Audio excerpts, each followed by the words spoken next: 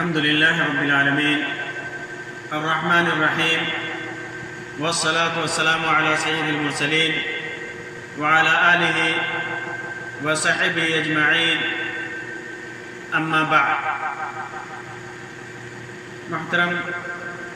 سامعین و ناظرین، آج کی اس مجلس میں آپ کے سامنے ایک نہایت ہی پیاری حدیث رکھوں گا جس کے اندر کسی کی بھلائی کا کیسے بدلہ دیا جائے، اس بدلہ دینے میں جو طریقہ ہے اس کا بیان ہے، اور وہ طریقہ نہایت ہی منفرد اور نہایت ہی انوکھا اور پیارا ہے. یوں تو اسلام نے جو کہ دین حق ہے، مخلوق اور انسان کے مزاج کے عین مطابق ہے، ہر موقع سے حسن خلق، اچھے برتاؤ اور اچھے رہن سہن کی تعلیم دی. اللہ کے رسول صلی اللہ علیہ وسلم نے خود اپنے بہترین اخلاق کا نمونہ پیش کیا اور امت کو بھی اس کی تعلیم دی اور اس کا حکم دیا. انہی میں سے کچھ کی وضاحت اس روایت کے اندر ہے. اللہ کے رسول صلی اللہ علیہ وسلم نے اچھے معاملات کی جو تعلیم دی، اس کے سلسلے میں جو روایت ہے، اس روایت کو امام ابو داؤد، امام احمد اور امام نسائی وغیرہ نے روایت کیا ہے صحیح سند کے ساتھ. عبداللہ ابن عمر رضی اللہ تعالیٰ عنہ فرماتے ہیں کہ اللہ کے رسول صلی اللہ علیہ وسلم نے ارشاد فرمایا: من استعاذکم باللہ فاعیذوہ، من استعاذکم باللہ فاعیذوہ، ومن سألکم باللہ فاعطوہ، ومن دعاکم فأجیبوہ، ومن أتى إلیکم معروفا فكافئوه، فإن لم تجدوا فادعوا له حتى تعلموا أن قد كافأتموه. یہ جوامع الکلم میں سے، جوامع الکلم جو اللہ کے رسول صلی اللہ علیہ وسلم کو دیا گیا، الفاظ کم ہیں لیکن معنی اور مفہوم بہت وسیع ہے، بہت زیادہ ہے. اس روایت میں اللہ کے رسول صلی اللہ علیہ وسلم نے فرمایا: من استعاذکم باللہ فاعیذوہ، جو تم سے اللہ کی پناہ طلب کرے، تم سے اللہ کی پناہ طلب کرے تو اس کو پناہ دو، اسے پناہ دو. اللہ کے نام پر پناہ مانگتا ہے کہ اللہ کے لیے، اللہ تبارک و تعالی کی پناہ میں آتا ہے، اللہ کی وجہ کے لیے تم سے مدد طلب کرتا ہے، کسی بھی شر اور تکلیف سے تم سے بچنا چاہتا ہے، اللہ کا حوالہ دیتا ہے، تو ہر طرح سے مدد کرو اس کی، ہر طرح سے اس کا مساعدہ کرو. اور پھر فرمایا: وَمَنْ سَأَلَكُمْ بِاللَّهِ فَاعْطُوهُ، اللہ کے نام پر جو تم سے سوال کرے تو اسے دو. اللہ کے نام پر یہ دے دو، اللہ کے نام پر وہ دے دو. تم سے کوئی بخشش مانگے، کسی چیز کا سوال کرے جس کا وہ محتاج ہے، اسے اس کی ضرورت ہے تو اسے دو. اور اللہ کے نام پر مانگا ہے اس لیے اللہ کے نام کی تعظیم کرتے ہوئے دو. جتنا تم سے ہو سکے، بغیر مشقت کے، بغیر پریشانی کے تجھ سے کوئی چیز مانگتا ہے اللہ کے لیے تو پھر اللہ کے نام کی تعظیم کرتے ہوئے بغیر کسی پریشانی کے، بغیر کسی مشقت کے اسے دو۔ اس میں وہ شامل نہیں ہے جو آدمی خوب اکٹھا کرنے کے لیے مانگتا ہے، جس کی عادت بن گئی ہے، اس کے پاس ضرورت کی چیز ہے لیکن پھر بھی وہ مانگ رہا ہے، یہ لوگ داخل نہیں ہیں۔ یعنی جو محتاج، جو حقیقی معنوں میں جس کی ضرورت ہو، ان کو اگر وہ سوال کرتے ہیں تو اسے دو، اسے دو۔ وَمَن دَعَاكُمْ فَأَجِيبُوهُ، جو اگر کوئی تمہیں دعوت دے تو اس کی دعوت کو قبول کرو، جیسے شادی بیاہ ولیمہ وغیرہ کی دعوت ہو، یا کسی مناسبت سے دعوت ہو، یا ایسے اخوت و بھائی چارگی میں دعوت دے رہا ہے تو اس کی دعوت کو قبول کر۔ دعوت قبول کرنا یہ واجب ہے، الا یہ کہ آدمی کے پاس کوئی مجبوری ہو، یا تو بیمار ہے، یا دور ہو، یا کوئی سبب پیدا ہو گیا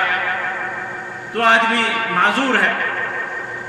ایسے اس وقت دعا کرنے قبول کرنے کے سلسلے میں، یا یہ کہ اس کو معلوم ہے کہ جس دعوت میں اسے بلایا جا رہا ہے وہ دعوت جائز نہیں ہے، وہاں پر حرام کا ارتکاب ہو رہا ہے، حرام چیزوں سے دعوت دے رہا ہے، حرام چیزیں کھانے کو بلا رہا ہے، جیسے آج کل کے زمانے میں رشوت اور سود وغیرہ کا مسئلہ ہے، یا اسی طرح شادی بیاہ میں گاجا باجا ناچ یا غیر شرعی رسوم ہو رہے ہیں، تو ایسی دعوت قبول کرنا جائز نہیں ہے، ایسی دعوت قبول کرنا جائز نہیں ہے، ایسی دعوت قبول کرنا حرام ہے۔ ہاں، غریب ہو یا مالدار ہو، اگر وہ دعوت دے رہا ہے، خلوص دل کے ساتھ دعوت دے رہا ہے، اس کی دعوت کو قبول کرنا یہ واجب ہے، واجب ہے۔ اسی طرح اللہ کے رسول صلی اللہ علیہ وسلم نے آگے فرمایا وَمَنْ أَتَى إِلَيْكُمْ مَعْرُوفًا، جو تمہارے ساتھ کوئی بھلائی کرے، تمہارے ساتھ احسان کرے، کوئی بھلائی کرے تو کیا کرو؟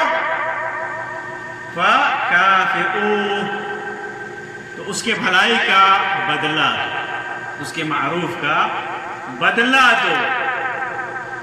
جو کچھ بھی اس نے بھلائی کی ہے اس کے برابر تم اس کو بدلا دو۔ کیسے؟ جیسے اس نے کہیں کسی کام کے کرنے میں مدد کی ہو، مصیبت کے وقت میں ساتھ دیا ہو، دشمن سے بچایا ہو، یا جو بھی بھلائی کی قسم ہو سکتی ہے، شرعی اعتبار سے اور معاشرتی اعتبار سے جو بھی بھلائی ہو سکتی ہے جائز کام میں، حرام کاموں میں نہیں، تو آدمی اس بھلائی کا بدلہ دے۔ فَكَافِئُوهُ، مکافہ کہتے ہیں پورا بدلہ دے، جیسا اس نے کیا ہے ویسا بدلہ دے، جیسا اس نے کیا ہے ویسا بدلہ دے۔ جیسے آدمی سلام کے سلسلے میں اللہ تعالیٰ فرماتا ہے اِذَا حَيِّيتُم بِتَحِيَّةٍ فَحَيُّوا بِأَحْسَنَ مِنْهَا أَوْ رُدُّوهَا، جب کوئی تم کو سلام کرے تو اس سے اچھا جواب دو، کہے السلام علیکم تو جواب کیا دو؟ وعلیکم السلام ورحمۃ اللہ، وعلیکم السلام ورحمۃ اللہ وبرکاتہ۔ اگر اتنا نہیں کر سکتا فَحَيُّوا بِأَحْسَنَ مِنْهَا، اس سے اچھا دینا ہے، اگر نہیں کر سکتا أَوْ رُدُّوهَا، اسی کو جواب وعلیکم السلام، السلام علیکم کہا تو وعلیکم السلام ہی کم سے کم کہہ دے۔ تو اگر کوئی بھلائی کرتا ہے تو بھلائی کا بدلہ دینا پورا، جتنا اس نے بھلائی کیا ہے اتنا بدلہ دینا، اور اگر اس کے پاس بھلائی کا کوئی ذریعہ نہیں ہے، اس کا بدلہ دینے کا کوئی ذریعہ نہیں ہے، مثال کے طور پر اس کے پاس پیسہ نہیں ہے، دولت نہیں ہے، یا وسعت نہیں ہے، طاقت نہیں ہے، ہمت نہیں ہے کہ اس کے بھلائی کا، اس نے جو بھلائی کیا ہے، معروف کیا ہے، اس کے ساتھ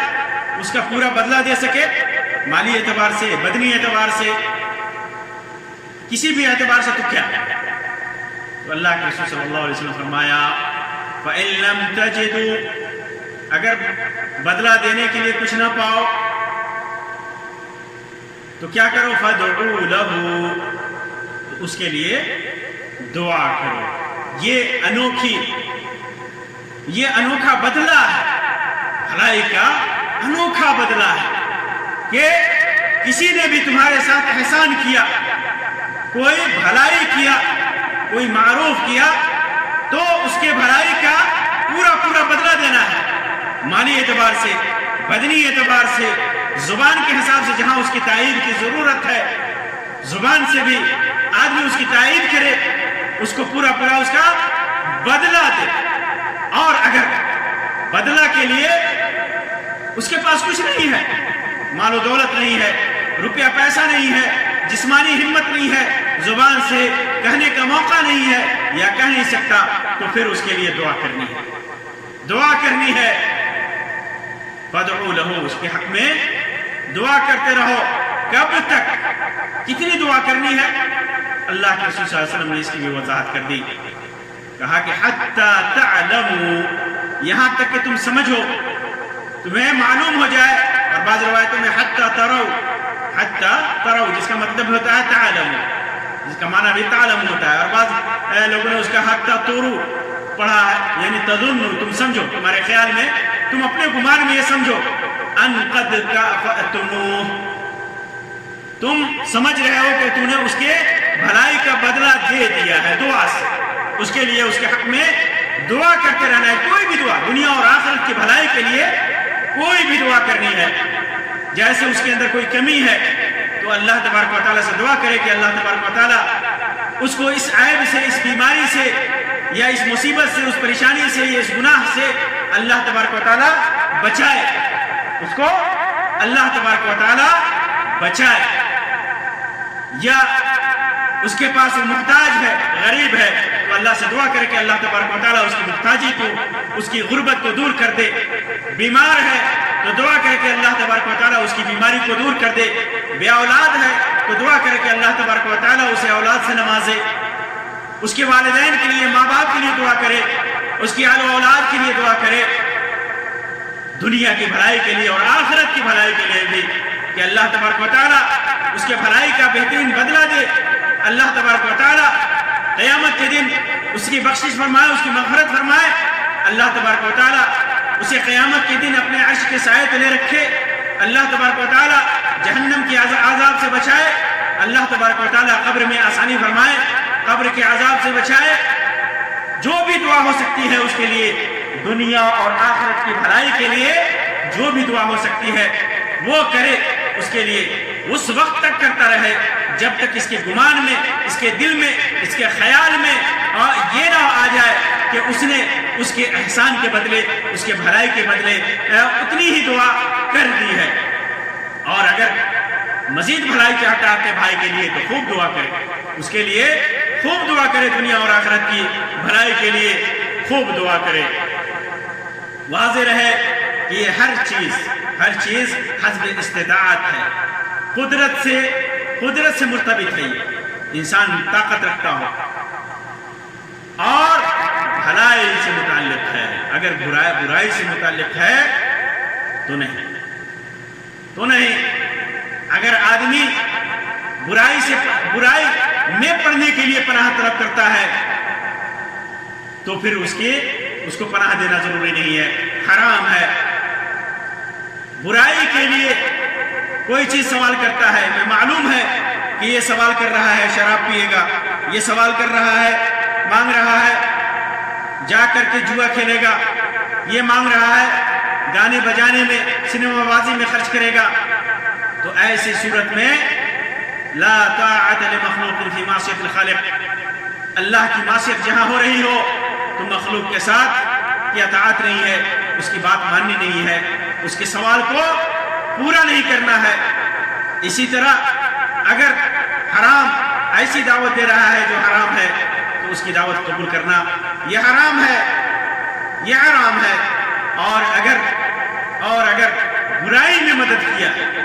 برائی کی، وہ سمجھ رہا ہے کہ بھلائی کیا اس کے ساتھ، لیکن اس کے ساتھ برائی کیا ہے، شرک میں مبتلا کیا ہے، بدعت میں مبتلا کیا ہے، خرافات میں مبتلا کیا ہے، اس کی مدد کی ہے کسی کے ساتھ ظلم کرنے پر، کسی کے ساتھ ظلم کرنے پر اس کی مدد کی ہے، تو اس میں اس کے لیے دعا نہیں کرنی ہے، اس کا بدلہ نہیں دینا ہے کہ اس کو بھی کسی مظلوم کے ظلم کرنے پر کے لیے ظلم کرنے پر اس کی مدد کی جائے یا شرک میں پڑنے پر مدد کی جائے، نہیں، یہ حرام ہے، حرام ہے۔ یہ ساری چیزیں انسان قادر ہو اور نیکیوں میں ہو، اچھائیوں میں ہو، بھلائیوں میں ہو، تب اس پر ایسا کام کرنا ہے۔ اگر انسان خیر کے لیے، بھلائی کے لیے پناہ طلب کرتا ہے تو اس کو پناہ دینا ہے، مجبور ہے، محتاج ہے، حقیقت میں بھلائی کے کام کرنے کے لیے کوئی سوال کرتا ہے تو اس کی مدد کرنی ہے، اس کو دینا ہے۔ اسی طرح دعوت دے رہا ہے اور وہ دعوت حرام سے پاک ہے، خرافات سے پاک ہے، شرک و بدعات سے پاک ہے، تو اس دعوت کو قبول کرنا واجب ہے، اس دعوت کو قبول کرنا واجب ہے۔ اسی طرح بھلائی کے ساتھ اگر کسی نے کوئی بھلائی کی خیر میں مدد کی ہے، احسان کیا ہے، بھلائی کیا ہے دنیا اور آخرت میں، جو اس کے لیے مفید ہے، تو پھر اس کا پورا اس کو بدلہ دینا چاہیے۔ اور اگر استطاعت نہیں ہے تو اس کے لیے اس وقت تک دعا کرتی رہنی چاہیے جب تک وہ سمجھ نہ لے، اس کے دل میں آ نہ جائے تو اس نے اس کے احسان کے برابر اس کے لیے دعا کر لیا ہے۔ یہ جوامع الکلم، یہ بہترین کلمات انسان کی زندگی سنوارنے کے رہنما اصول ہیں، یہ دنیا اور آخرت کے لیے کامیابی کے ذرائع میں سے ہیں۔ یہ کلمات، یہ اللہ کے رسول صلی اللہ علیہ وسلم کی حدیث، یہ انسان کی دنیا بھی سنوارتی ہے اور آخرت بھی سنوارتی ہے، انسان کے اخلاق کو بھی درست کرتی ہے۔ یہ روایت اگر انسان اس پر عمل کرے تو انسان کے اخلاق کو بھی درست کرتی ہے، معاشرے میں لوگوں کے ساتھ الفت اور محبت بھی پیدا کرتی ہے، ایک مسلمان بھائی کے سلسلے میں دل میں سے نفرت کو ختم کرتی ہے، اور ایک مسلمان کا آپس میں بھائی چارگی کے میں تعاون کا سبب بنتی ہے۔ یہ روایت شکر کی فضیلت بھی ثابت ہوتی ہے کہ انسان کے ساتھ کسی نے